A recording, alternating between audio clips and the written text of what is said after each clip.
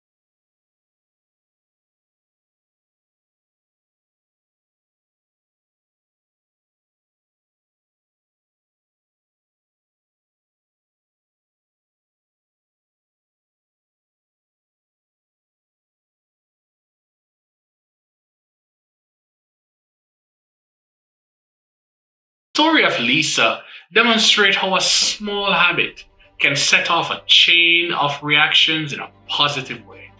Habits are powerful because they influence our daily routines by changing even the ones that we can reprogram, and the trajectory of our lives, we can completely alter it to go in a right direction. In our videos, we like to give you some actionables, some things that you can actually do to implement some of the knowledge that we talk about. So, actionables number one, you first have to understand your goal. And you can break those goals up into personal or professional goals, long-term or short-term goals. Once you understand your goals and you've engaged in accurate goal setting for yourself, this is all going to be different for everyone. Everybody has different goals. Even though we might have similar goals at times, our goals are all a little different and they look a little different based on who you are. So first thing, set your goals for your professional and your personal life. Also, make sure that you categorize those goals in terms of a short-term goal. If it's going to be a goal you want to achieve within a year or less, that would be a short-term goal. If it's a goal that you see yourself achieving over a number of years, that's more of a long-term or a medium-term goal. Now, as soon as you set your goals, and in doing so, make sure that you put a timeline on your goal. This is very important, to put a timeline on when you plan to achieve this goal. For example, if you want to lose 20 pounds, you should establish a timeline in which you want to lose 20 pounds by. Is this 20 pounds within 7 months, 8 months, a year? You establish the timeline. This will help you now to guide the steps that you're going to take, the actions that you're going to take daily in this goal that you have set for yourself.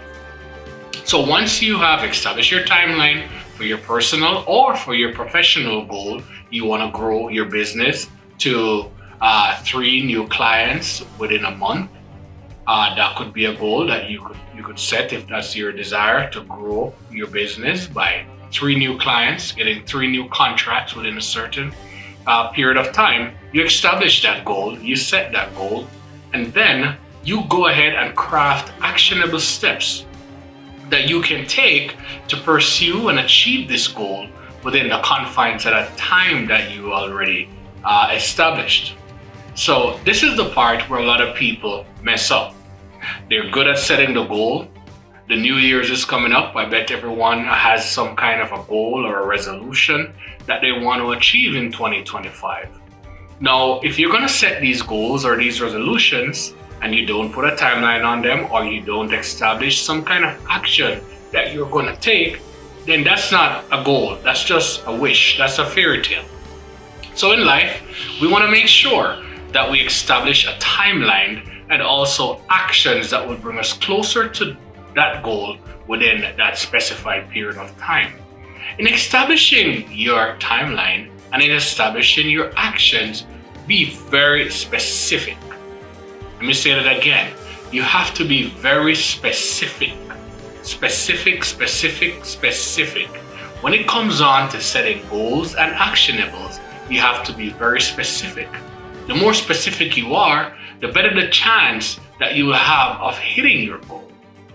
Now, this is where a lot of people might need some help, and you guys can reach out to us on our platform here. We have our contact information in these videos. If you need some help in setting good, achievable actionables for yourself, you can reach out to us and we can help you, and we can send you some guidelines as to how to establish these. But for example, if you have a goal to increase your business by 3 additional clients each month, your actionables would include things like obtain new leads by going around to different businesses, doing either cold shows or cold calling your clients, prospective clients, at least 2 to 3 per day, and trying to do this for a set period of time during the day. So that goal would look like, okay, I will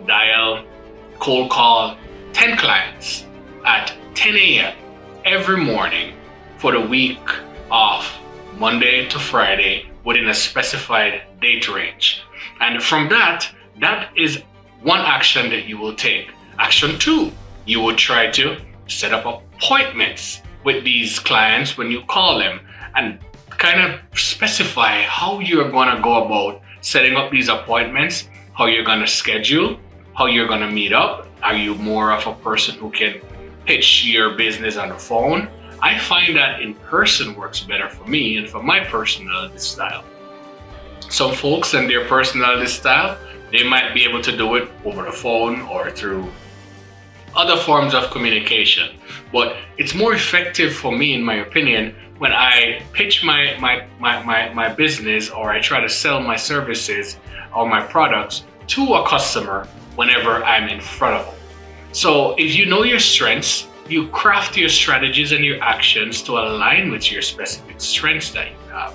So that's a way to ensure that you're making the optimum effort in achieving these goals and in determining the actionable that you take. Another actionable to that growth goal that you have of increasing your clientele by 3 new clients each month, you could probably say, okay, I am going to ask my existing customers for referrals. And you can specify now what clients or which clients you're going to ask for referrals or for introductions to similar persons within that industry or field. That's a specific goal, and you can outline how you're going to do this, when you're going to ask these clients by, and how you plan on connecting with these prospective clients after you've been introduced. The next thing you could probably do as a specific goal for this objective, again, another example, you could probably design your social media marketing campaign around a certain demographic of people, around a certain timeline. You know that people will be looking for services similar to what you have within a certain time of the year. You could craft an ad campaign where you would push a massive amount of advertising in at that specified period of time, whether it's around the holidays, a certain holiday, for example, Christmas or New Year's or Valentine's Day. If you have a business that does better during those times, or you want to increase your sales or add your clientele during a specific time, you have to set that goal way ahead of that time and then put the actions in place that you will set up your advertising. Get your materials ready. If it's digital, if it's printed material, you'll get that ready and you would put that information, put those materials into motion leading up to that period of time. So your goal is more likely to be achieved. And you have to plan when you get those leads. How are you going to handle them? How are you going to qualify those leads? How are you going to go through them? Are you going to double call each lead that comes in? Are you going to have some pre-qualifying questions or conditions that you're going to use to get to figure out if these clients are actually interested in being a customer of yours? So those are just some ways how that particular goal, you can set at least 3 actionables for each goal, depending on how big or small the goal is.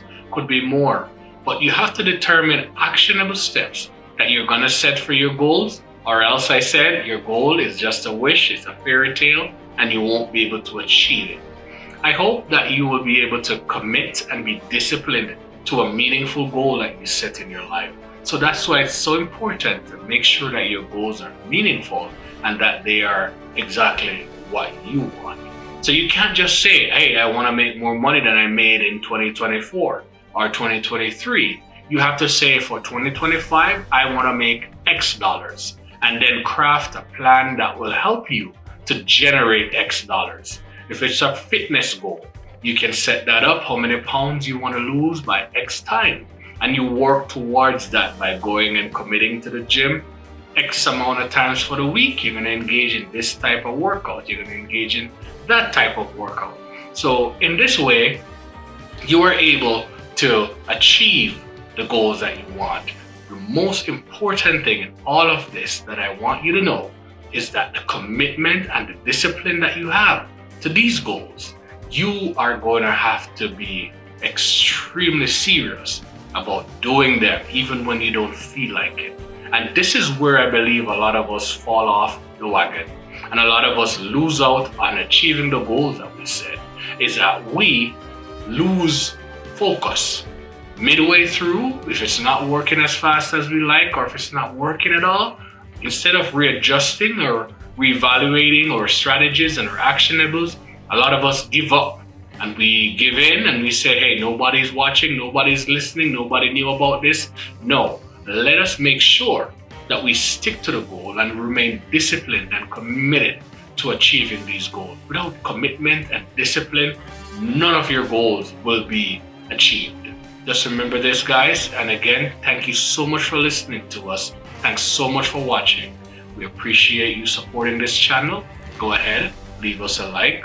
Do a share on this positive information, and please remember to subscribe and turn on your notification for when we post, that you will get this and other valuable content as we grow this channel and as we build a community of strong-minded people who are looking to conquer meaningful goals and live a rich, happy, and fulfilling life. Thank you so much again. My name is Cal. This is Next Wave Media. See you on the next one.